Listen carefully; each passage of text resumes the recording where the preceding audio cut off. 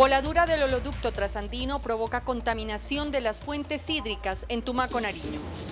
El IDEAM alerta que las lluvias podrían empeorar el desastre ecológico causado por el vertimiento de crudo en el Putumayo. Ministro de Defensa dice que la arrogancia y la violencia de las FARC solo le trae frustración y dolor a los colombianos. Presidente Juan Manuel Santos dice que recientes ataques de las FARC carecen de racionalidad y de sentido. Presidente de Venezuela, Nicolás Maduro, reclama a Colombia el préstamo de un avión de la Fuerza Aérea para transportar al exmandatario español Felipe González. Gobierno y Congreso sacan adelante la reforma de equilibrio de poderes en el último debate. Más de la mitad de las comunidades indígenas en Colombia están a punto de desaparecer, denuncia el senador indígena Marcos Avirama. Gobierno Nacional autoriza el incremento de las tarifas de energía en la costa caribe colombiana. El ex jefe paramilitar alias Ernesto Báez aseguró que agentes del Estado participaron del crimen del dirigente político Luis Carlos Galán. Alerta de la Procuraduría por contrabando y falsificación de medicamentos de alto costo. Por exigencia de la Contraloría Distrital es suspendido el gerente de Metrovivienda para que no interfiera en 9 investigaciones fiscales por 50.000 millones de pesos. Distrito denuncia persecución en su contra. San Carlos de Apoquindo fue el lugar escogido por José Néstor Peckerman para las sesiones de entrenamiento de la Selección Colombia, un lugar alejado de la ciudad, a orillas de los Andes. Periodistas venezolanas prometen desnudo total si su selección gana la Copa América. Debuta Colombia en Mundial Femenino en Canadá ante México con empate. Oro para Colombia en Mundial Juvenil de Levantamiento de Pesas. El Vaticano aún no ha aceptado al nuevo embajador de Francia ante la Santa Sede. El motivo es homosexual. Al final de la emisión, desde el ciclo rosa de la Cinemateca Distrital, los espero con esta controversia. Buenas noches, nuestros secretos de hoy. 1. Un colombiano compra uno de los más prestigiosos hoteles de España. 2. Acumbre el pleito de aranceles con Ecuador. 3. El ministro saliente de Defensa, Juan Carlos Pinzón, sigue marcando récords. Y tengo ñapa. La historia o el cuento de una traición. 1, 2, 3 y la ñapa traicionera al cierre.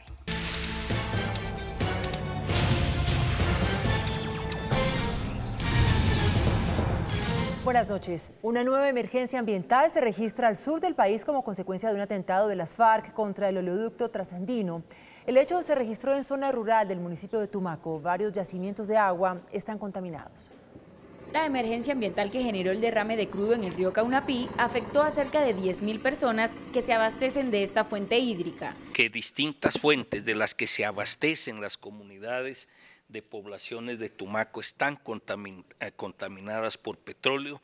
Este es un hecho violatorio del derecho internacional humanitario porque afecta nada más ni nada menos que el consumo de agua para los seres humanos. En esto ya Ecopetrol y los organismos respectivos han puesto en marcha un plan de contingencia previamente diseñado que trata de evitar que el crudo cause mayores afectaciones. Según las autoridades, este atentado al oleoducto trasandino se atribuye a la columna móvil Daniel Aldana de las FARC. Y la cual ha estado directamente incidiendo, haciéndole daño a la infraestructura económica y directamente perjudicando también a toda nuestra población del sector de Tumaco. Ecopetrol ubicó muros de contención para evitar que el derrame de crudo avance y contamine el río Rosario, lo que afectaría a mayor número de población. La tragedia ambiental que vive el departamento de Putumayo tras el derrame de miles de galones de petróleo puede ser aún más grave. Así lo alertó el IDEAM tras anunciar que las lluvias que se esperan para esta semana arrastrarán el crudo, extendiendo la mancha a más ecosistemas. Las horas pasan y la mancha de crudo derramado cerca a Puerto Asís, en el departamento del Putumayo, tras un ataque atribuido a las FARC, se hace más grande. Avanza imparable hacia importantes fuentes hídricas que abastecen la población. Lo más preocupante es que esta tragedia ambiental podría agravarse con las precipitaciones que se prevén para esta semana sobre el norte y el suroriente del departamento. Lo que tenemos estimado es que para la época tenemos precipitaciones en esa región. Eso puede de alguna manera contribuir con la emergencia que se está pasando en este momento debido a la derrame del crudo que hubo en el Putumayo. Según el director del IDEAM, el daño ambiental en el Putumayo es inminente y la recuperación de ríos y suelos podría tardar muchísimos años. compromete suelo, compromete fauna en la región, compromete agua y hay población cercana que depende muchas veces de esos ecosistemas para cultivos, para animales. Autoridades ambientales y de las fuerzas militares recorrieron la zona y confirmaron que el ataque terrorista que causó el derrame de más de 130.000 galones de crudo ya contamina 7 humedales, un río, centenares de cabezas de ganado y otros ecosistemas, dejando inicialmente 70 familias afectadas. La empresa se ha comprometido a colocar las barreras que no permitan que el crudo siga fluyendo. La Fiscalía abrió una investigación por los delitos de terrorismo y daño ambiental. Entre tanto, las fuerzas militares anunciaron una millonaria recompensa por información que permita dar con los responsables. Pues el ministro de Defensa, Juan Carlos Pinzón, dijo que depende de una actitud de humildad de las FARC y de que abandonen la violencia, la verdadera reconciliación y perdón por parte de los colombianos. En medio de los últimos ataques de las FARC en todo el país, el ministro Pinzón señaló que los colombianos esperan gestos reales de reconciliación. La arrogancia, la persistencia en la violencia, la convicción de que las rentas criminales son la manera de vivir, lo único que le genera al pueblo colombiano es frustración, dolor y, como viene ocurriendo, una permanente voluntad de las más grandes mayorías del país a respaldar a sus fuerzas militares y de policía para que cumplan con su deber constitucional. Y que solo una actitud humilde del grupo guerrillero le daría apertura a la sociedad colombiana para que le dé una segunda oportunidad una vez abandone la criminalidad. Y una vez por todas pidieran perdón por sus crímenes. Estoy seguro que el pueblo colombiano, de manera masiva y en una voluntad generalizada, estaría dispuesta a ver, reintegrar y desmovilizar para siempre a quienes están en esos grupos. El presidente Juan Manuel Santos calificó de sinsentido e irracional el ataque de las FARC en el departamento del Putumayo. El presidente Juan Manuel Santos rechazó estos recientes ataques de las FARC durante la sanción del Plan Nacional de Desarrollo. Esa forma de demostrarle a los colombianos que quieren la paz a través de ataques como los de ayer en el Putumayo, que no tienen ningún sentido, no tienen ninguna racionalidad, pues con esa forma nunca se van a ganar el respeto de los colombianos, todo lo contrario. Manifestó que esa no es la vía y no es el camino para lograr la reconciliación y hacer la paz. Uno se pregunta qué utilidad militar o de otra índole puede traer derramar petróleo para contaminar nuestras fuentes de agua o dejar sin energía a poblaciones pobres. El jefe del equipo negociador, Humberto de la Calle, en el programa Agenda Colombia también repudió estos hechos. ¿Cómo es posible que estemos tratando de buscar la paz, que hayamos pactado la dignificación de la familia campesina y que ocurran estos actos que son absolutamente reprobables? Que estemos en La Habana no significa que estemos dándole la bendición o la justificación a lo que está ocurriendo. Durante el programa, al explicar los alcances de la Comisión de la Verdad, rechazó lo dicho por las FARC sobre la creación de una subcomisión de la justicia. Un menor de 12 años resultó herido tras pisar una mina antipersona en zona rural del departamento del Putumayo. El accidente se produjo en el valle de Guamués cuando el menor caminaba por un potrero de una finca de propiedad de su padre. Tropas del ejército atendieron al pequeño en el lugar del hecho y lo trasladaron en helicóptero hacia el hospital del municipio, donde por la seriedad de las heridas se procedió a enviarlo a un centro asistencial de Puerto Asís. El presidente de Venezuela, Nicolás Maduro, pidió explicaciones al gobierno colombiano después de denunciar que el expresidente español Felipe González dejó el vecino país usando un avión de la Fuerza Aérea Colombiana. Para el presidente Nicolás Maduro, el hecho de que Colombia haya prestado al expresidente Felipe González un avión militar para que el antiguo mandatario deje el país respalda, según él, el presunto complot entre Estados Unidos, España y Colombia para derrocarlo. Lamentablemente, fui sorprendido con la información de que un avión de la Fuerza Aérea Colombiana, asignado a la presidencia de la República de Colombia, vino a llevárselo del país. La canciller Delcy Rodríguez ha citado al embajador de Colombia aquí en Caracas para pedir explicaciones. Desde la Casa de Nariño respondieron que el presidente Santos autorizó que un avión Legacy de la Fuerza Aérea trasladara al expresidente González desde Caracas hasta Bogotá esta misma tarde. Según el comunicado, González se reunió en la capital colombiana con el presidente Santos y hablaron sobre el proceso de paz. El expresidente español llegó a Caracas el pasado domingo con el objetivo de reunirse con los opositores venezolanos encarcelados Leopoldo López y Daniel Ceballos. Al no obtener el permiso para verse con ninguno de los dos, decidió dejar el país. A pesar de la oposición de las altas cortes y del fiscal general, la Cámara de Representantes aprobó la reforma de equilibrio de poderes. Se eliminó la llamada puerta giratoria y el Congreso hundió la posibilidad de un Senado regional. Ante una eventual demanda al acto legislativo, el ministro de Justicia respondió: supongo que habrá una o más demandas al acto legislativo, pero fue una reforma que se tramitó con mucho cuidado. Fuimos especialmente cuidadosos en los temas que usualmente son susceptibles de demanda y por eso tenemos confianza en que superará el examen de la Corte Constitucional. El ministro del Interior resaltó uno de los puntos más importantes de la reforma, la eliminación de la reelección presidencial. Y genera también la tentación de que esos pocos hombres todopoderosos en Colombia abusen indebidamente de su poder para prolongarse indefinidamente en el ejercicio de sus funciones, como se vio hace pocos años. En el último día se aprobó la eliminación del también llamado yo te elijo, tú me eliges, para que los servidores públicos no puedan nombrar ni contratar con familiares, así como tampoco reelegirse ni postularse antes de un año a otro alto cargo. Sacamos el mico para el defensor del pueblo, que le permitía reelegirse y saltar a otro puesto, pero perdimos porque el personero y el contralor local sí pueden reelegirse. La plenaria de la Cámara hundió la posibilidad de que los departamentos con menos de 500.000 habitantes obtuvieran 11 curules en Senado. Las comunidades indígenas están amenazadas por múltiples factores económicos, sociales, políticos y de violencia, hasta el punto de que la mitad de ellas están en camino de extinción. Así lo denunció el senador de los pueblos aborígenes, Marcos Avirama. Los senadores indígenas denunciaron esta noche ante la plenaria del Senado que sus comunidades han sufrido la muerte de más de 3.000 de sus integrantes en medio del conflicto. Están amenazadas por actores armados, minería ilegal, extrema pobreza, abandono institucional, pero también por actividades legales. Están en vías de extinción 18 pueblos de menos de 200 habitantes y 10 pueblos de menos de 100 habitantes, según el senador Marcos Avirama. A los declarados por la Corte Constitucional podemos afirmar que más de la mitad de los pueblos existentes están en eminente riesgo de desaparición. El desplazamiento en los territorios, en las poblaciones indígenas, tiene unas connotaciones de gran magnitud. El ministro de Hacienda informó al Senado que el gobierno ha destinado este año más de 300.000 millones de pesos para atender a las víctimas indígenas. En total, 9.5 billones de pesos tiene destinado el gobierno este año para atender a las víctimas del conflicto. El ex jefe paramilitar Ernesto Báez aseguró que en el crimen de Luis Carlos Galán hubo participación de autoridades.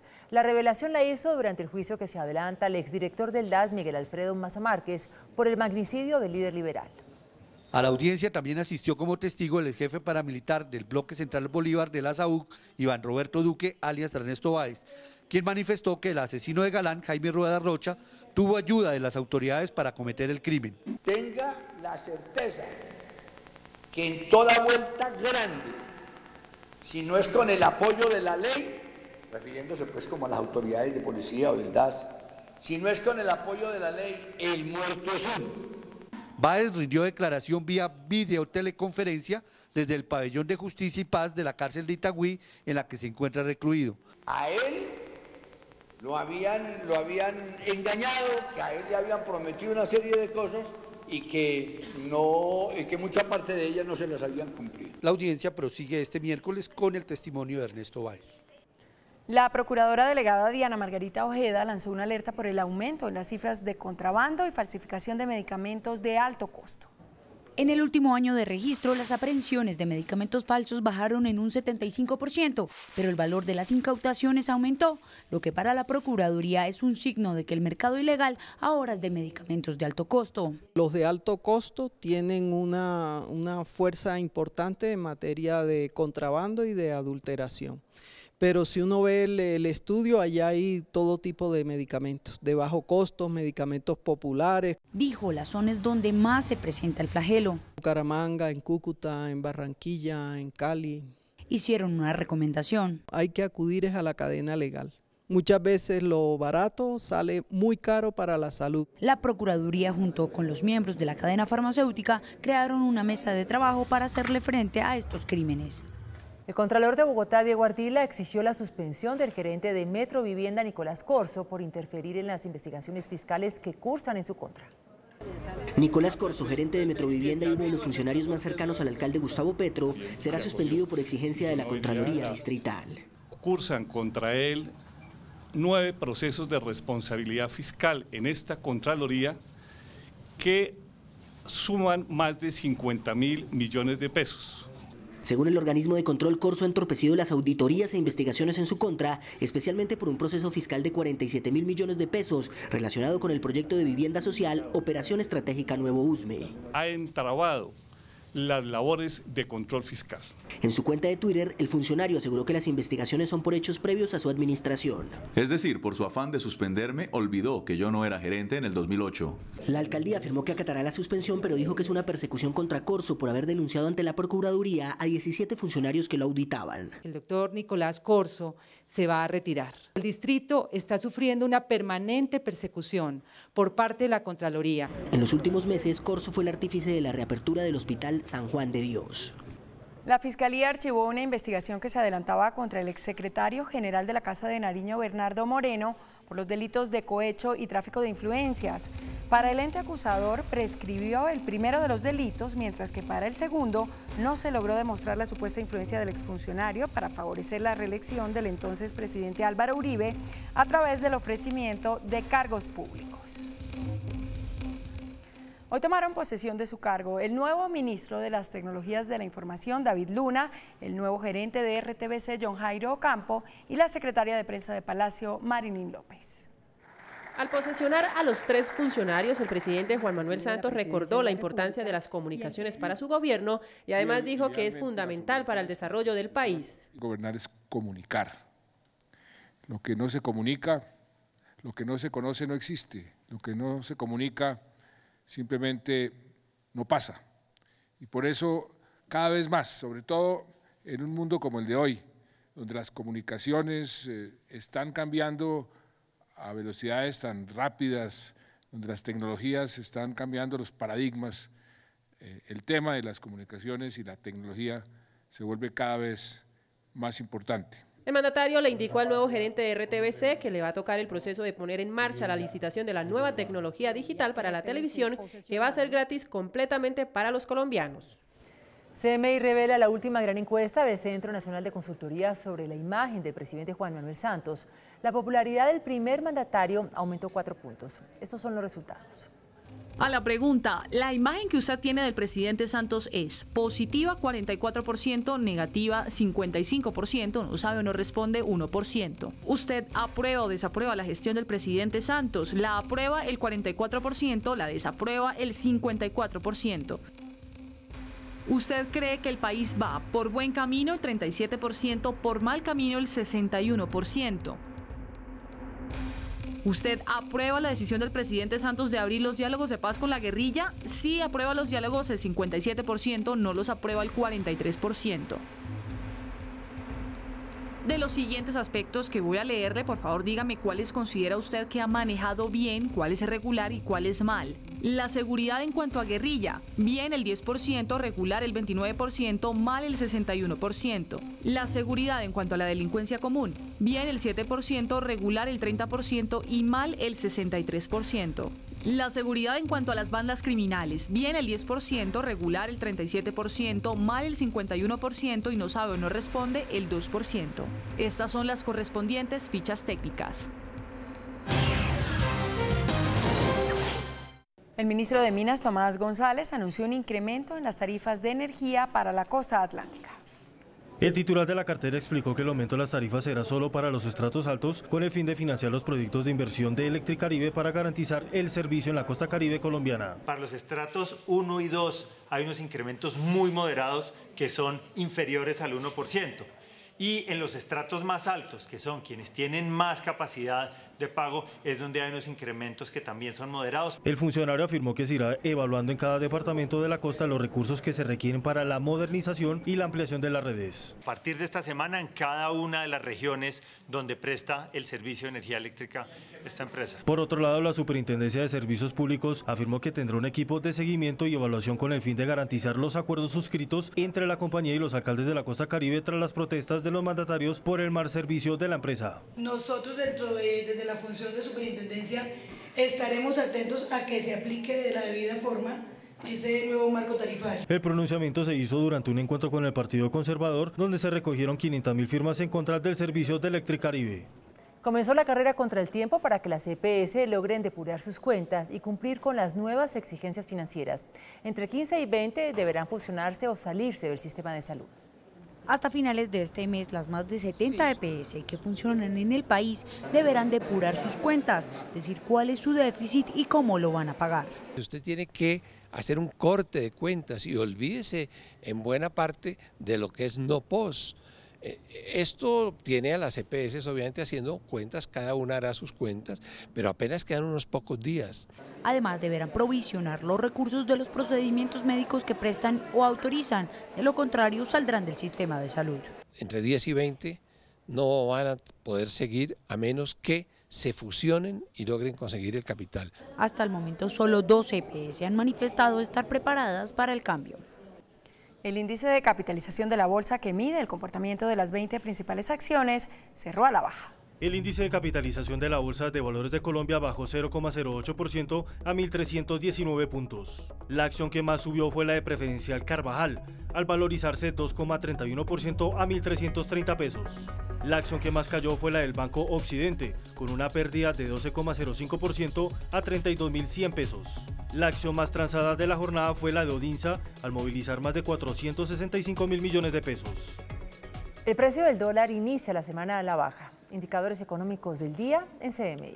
La tasa representativa del mercado que regirá para mañana miércoles será de 2.569 pesos con 17 centavos. Los profesionales de cambio compran la divisa en 2.390 y la venden en 2.420 pesos. Un euro cuesta 2.893 pesos con 47 centavos. La libra de café en Nueva York se cotizó $1 con 37 centavos.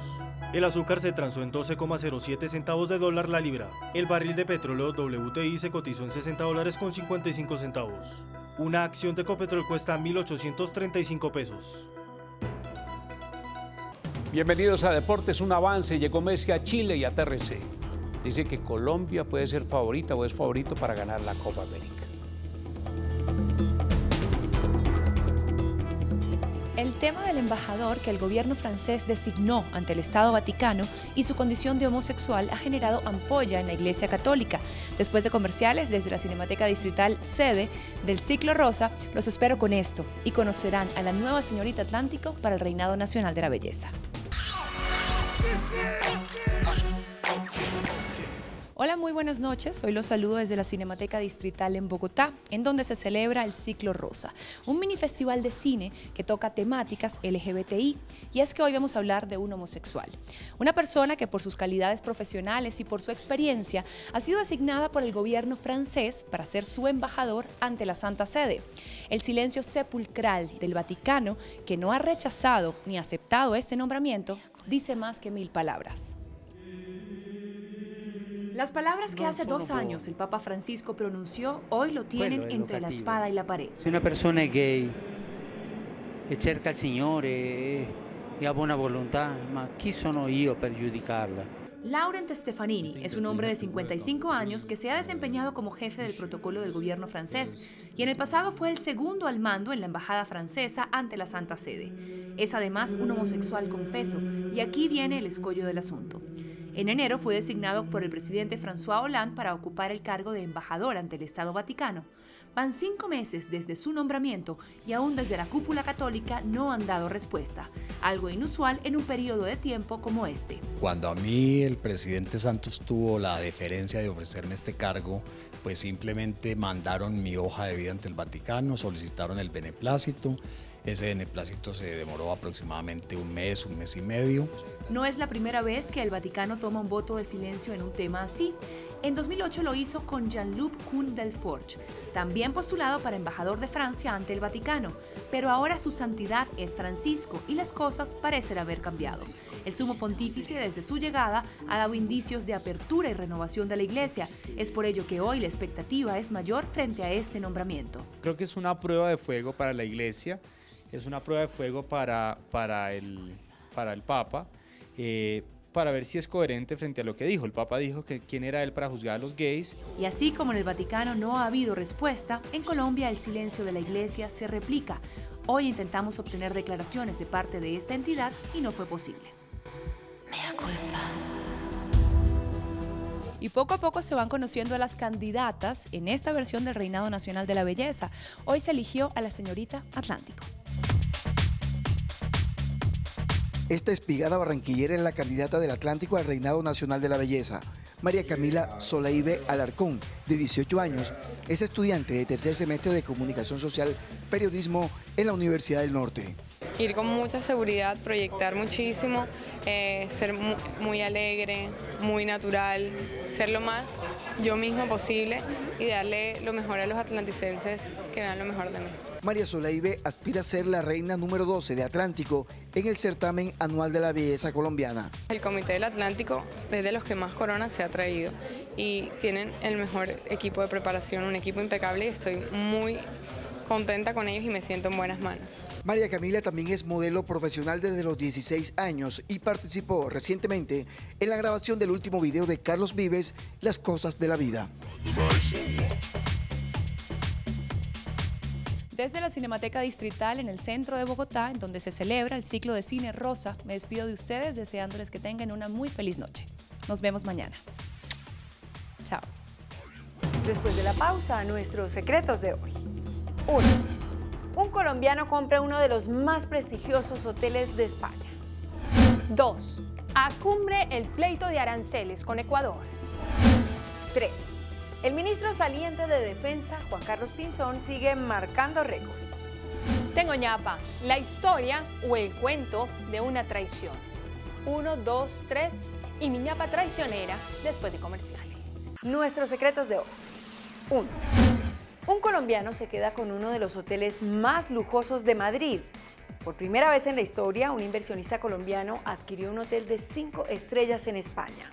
Se trata del Hotel Villamagna, ubicado en el exclusivo sector del Paseo de la Castellana de Madrid, que cuenta con 150 habitaciones. Es uno de los más prestigiosos y clásicos hoteles de Madrid. Lo compró el empresario y banquero colombiano Jaime Gilinski. La operación tuvo un valor cercano a los 180 millones de euros, unos 529.000 millones de pesos. Gilinski, quien aparece en la lista de la revista Forbes como uno de los 500 hombres más ricos del mundo y el segundo más rico de Colombia, con una fortuna que supera los 3.000 millones de dólares, es actualmente el mayor accionista del Banco Sabadell, de uno de los grupos financieros más grandes de España. Esta no es la primera incursión de Gilinski en el mercado hotelero. En 2013 adquirió el Hotel Santa Teresa de Cartagena y hace menos de un año compró el Hotel Casa Medina de Bogotá. Todos hoteles de lujo. El cierre de la operación se dará a finales de julio y lo más probable es que la firma Four Seasons sea el operador del Hotel Villamagna. Four Seasons, que ya opera Casa Medina en Bogotá, es sin duda una de las cadenas hoteleras más prestigiosas del mundo. 2. Ofensiva diplomática de Colombia, esta vez contra una medida del gobierno ecuatoriano. A la par con la gira que inicia mañana por Europa, el presidente Juan Manuel Santos, 2 de las ministras que lo acompañan, se encargarán en Bruselas del conflicto con Ecuador en materia arancelaria en el marco de la cumbre entre la Unión Europea y la Comunidad de Estados Latinoamericanos y del Caribe. Es tema delicado que tiene paralizadas el 10% de las exportaciones colombianas. Desde el pasado 6 de marzo, Ecuador cobra un arancel a todo producto o materia prima que ingrese a su país para defender la producción local. Ecuador sostiene que lo debe hacer porque no puede recurrir a la devaluación, ya que su moneda es el dólar. Para el caso de las exportaciones colombianas, la tasa varía entre un 5 y un 45%. Son 300 productos colombianos los que se ven perjudicados por la medida, entre los que se encuentran confitería, textiles, útiles escolares, neumáticos, plásticos, empaques, autos y repuestos. La ministra de Comercio, Cecilia Álvarez, viajó con el presidente Santos esta noche a Bruselas y allí permanecerá hasta el fin de la Cumbre de Comercio, a la que asistirá también precisamente el presidente Correa. Colombia le pedirá a la Organización Mundial del Comercio que suspenda inmediatamente la aplicación del arancel ecuatoriano, cuya vigencia se extiende hasta junio del próximo año. Como la medida ecuatoriana no es exclusiva contra Colombia, no parece muy difícil que se llegue finalmente a un acuerdo, porque nuestro gobierno ha advertido una buena actitud del gobierno de Quito. 3. El ministro de Defensa, Juan Carlos Pinzón, acaba de imponer un nuevo récord que se suma a otras marcas que ya posee y que serán muy difíciles de batir. Desde esta noche ejerce como ministro delegatario en funciones presidenciales, con lo que se convierte en el ministro que en más oportunidades ha sido encargado de la presidencia de la República. Durante 108 días ha ejercido la presidencia por encargo del jefe de Estado. Pero además, Min Pinzón posee otra marca. Es el civil que más tiempo ha permanecido al frente del Ministerio de Defensa, 3 años y 10 meses. Supera la marca que impuso el actual presidente Juan Manuel Santos, quien permaneció cerca de 3 años al frente de la cartera de Defensa. A estas marcas se suman logros difíciles de igualar, como el abatimiento de 52 cabecillas de las FARC, 20 del ELN y 42 de las bandas criminales. Además, se ejecutó la inversión más alta que se ha hecho en toda la historia del país para bienestar de las fuerzas militares, 1.600.000 millones de pesos. Ahora, con su llegada a la embajada en Estados Unidos, hay quienes dicen que lo único que le falta a Pinzón es la candidatura presidencial. Y ustedes saben que muchos piensan en ella. Tengo ñapa. En política aplica adecuadamente el refrán de Julio César: amo la traición, pero odio al traidor. Y es precisamente por una supuesta traición que el ex senador antioqueño, Gabriel Zapata, está hoy en el limbo político. Su mentor y apoyo para su precandidatura a la alcaldía de Medellín, el senador Juan Diego Gómez, lo acaba de expulsar de su movimiento, según reza esta carta, por traicionar nuestra confianza. La historia es que Gabriel Zapata militó en el movimiento de Juan Diego Gómez hasta el pasado 29 de mayo, día de la Convención Conservadora, para elegir candidato a la gobernación de Antioquia. El compromiso de Zapata era con César Eugenio Martínez, candidato de Juan Diego Gómez, pero lo pillaron haciendo barra por Eva Inés Sánchez, candidata de Óscar Suárez Mira. Ante semejante timonazo, Juan Diego Gómez y su colectividad optaron por la expulsión del ex senador Zapata, que hoy está sin apoyo para su precandidatura a la alcaldía de Medellín, sin sostén político de mediano o largo aliento y, lo que es peor, con menos amigos de los que tenía.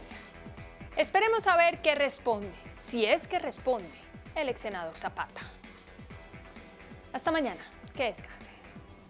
Hasta aquí nuestra emisión, nos vemos mañana en CMI La Noticia. No se muevan, ya viene hashtag. Feliz noche.